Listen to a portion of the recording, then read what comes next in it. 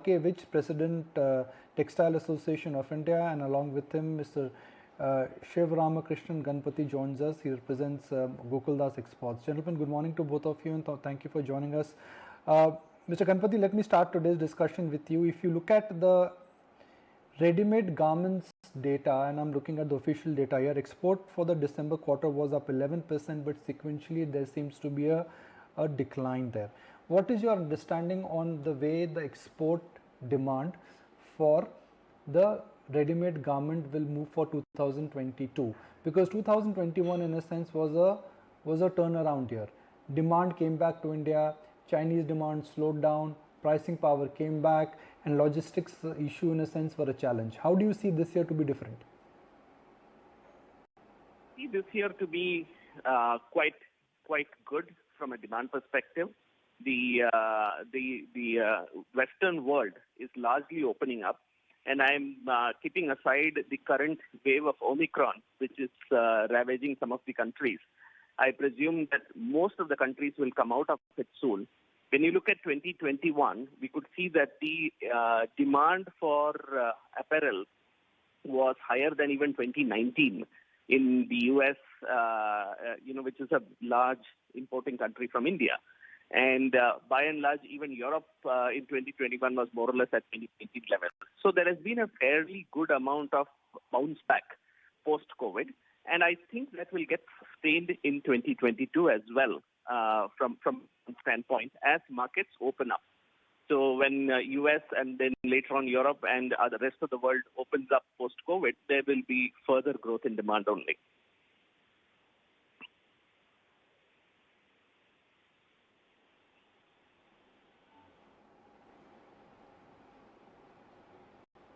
Mr. Vij, how do you see 2022 being different? There seems to be a genuine turnaround in the textile sector. Everybody is talking about a 10-year drought getting over. Do you think we are likely to build on to the 2021 advantage, or somewhere Vietnam and China and Bangladesh and Turkey will come back, because those countries also have an edge now that currency is in their favor? ये Covid के search के और wave के कारण हर जगह से commercial की demand slowly Uptake में आती हुई दिख रही है, और ये अपटेक हमको ऐसे लगता है कि ये peak Uptake sometime in the year 2022 में ये कैलेंडर ईयर में अराउंड जून से सितंबर के बीच में आएगा, जहां के हमको लगता है that will be the right time for us to really bring this project in the market. So, there is another interview is going on simultaneously. But हम officially इनको launch will be continue or I have to speak.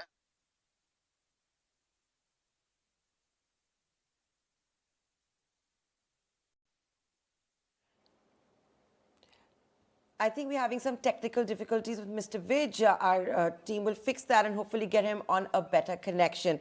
Mr. Ganapathi, if I can come to you now. Cotton was what? About 30,000 a candy in 2020. I think in December, the price peaked to 70,000 rupees a candy. You know, that's the measure that's used for cotton.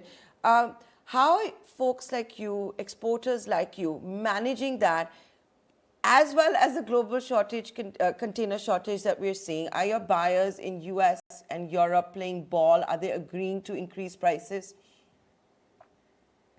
So we could see some price pressure on the garments, and some of the retailers have been trying to push the price increases to customers as well, and some of them have done it really successfully, which is a good sign, because prices of garments have been stagnant for a very, very long time. And now this year there has been a marginal increase. So that's a good fundamental sign. Prices of raw materials would fluctuate. Cotton prices are at an all-time high, and that would mean that a higher yarn price and so on and so forth. But then that's universal. So the relative competitiveness across the globe doesn't change so much, though India is still cotton dependent. Ultimately the end user will have to find a way to absorb the prices. To an extent, the downstream industry will get slightly impacted with higher cost of raw materials, but by and large, the supply chain will handle it. These kind of fluctuations have happened in the past. We will handle it. the feeling I get. And if you look at the supply side globally, that's from competition from China, Vietnam, and other places, due to intermittent lockdowns and pretty rigorous lockdowns there, we have seen that there have been supply disruptions. On top of it, the continued trade pressure on China is also resulting in Western buyers looking at alternative sources. And there is only so much Vietnam can absorb. So effectively, the impetus, the onus falls on Bangladesh, India, and such countries, which has some ability to absorb that incremental volume. So I still feel that for the textiles manufacturers in India, there will be a fairly good demand in 2022 because of A, rising user demand, and B, some amount of supply chain moving from Far East to the South Asian region.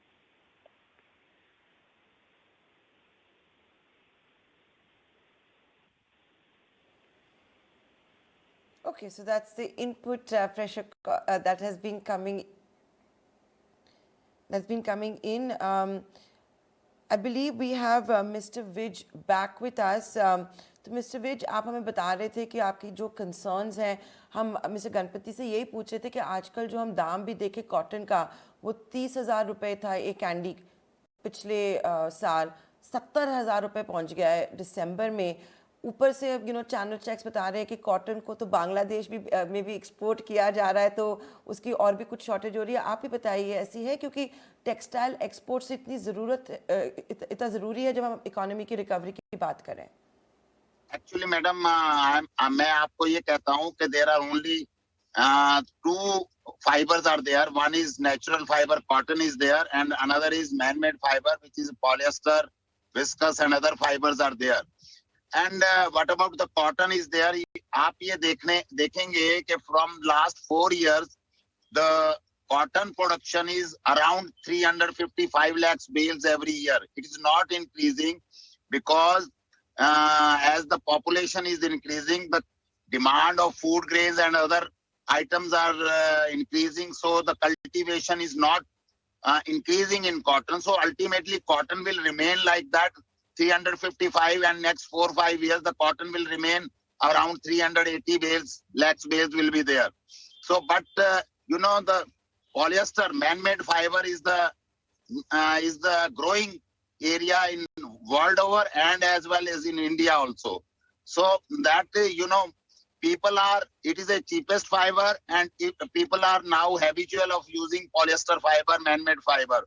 Government is also has done a lot in last 2 years to promote man-made fiber because our total textile export is also stagnant of $40 billion, and the total demand of domestic total textile trade is around $130 billion. Out of that, $40 billion is the export.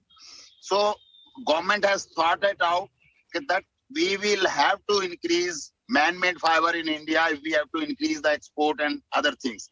So now government has come up and they have removed anti-dumping duty on PTA, which is the basic raw material for manufacturing polyester, and they have also thinking to remove the inverted duty structure on man-made fiber.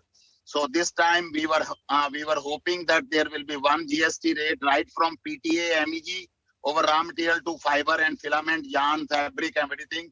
Of course, this has been delayed.